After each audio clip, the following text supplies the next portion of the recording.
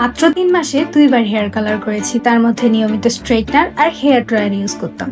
বুঝতেই পারিনি নিজের চুলটাই ড্যামেজ করে ফেলেছি।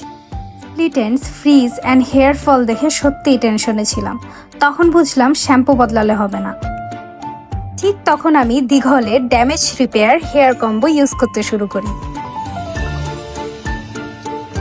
হেয়ার অয়েল স্ক্যাল্প আর হেয়ারকে নরিশ করতে সাহায্য করে।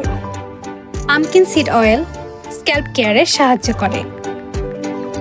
Rosemary essential oil healthy hair গ্রোথে সাপোর্ট করে। আমি hair oil, pumpkin seed oil and rosemary essential oil একসাথে মিক্স করে আমার হেয়ারে অ্যাপ্লাই করছি। আর হার্বাল হেয়ার প্যাক চুলে ময়েশ্চার ফিরিয়ে এনে চুলকে সফট অ্যান্ড স্মুথ রাখে। একটা বাটিতে কয়েক চামচ হেয়ার প্যাক, কিছুটা হেয়ার অয়েল অ্যান্ড একটা ডিম দিয়ে আমি আমার হেয়ার প্যাকটা বানিয়ে নিচ্ছি। এটা এখন আমি আমার হেয়ারে অ্যাপ্লাই করব। তোমরা চাইলে মধু, টক দই, অ্যালোভেরা যে কোনো একটা আইটেম দিয়ে তোমাদের হেয়ার প্যাকটা বানিয়ে নিতে পারো। Now let's wait for 30 to 40 minutes. Dighle damage repair hair combo use করার পর আমার চুলটা একদম শাইনি, সফট অ্যান্ড সিল্কি লাগছে।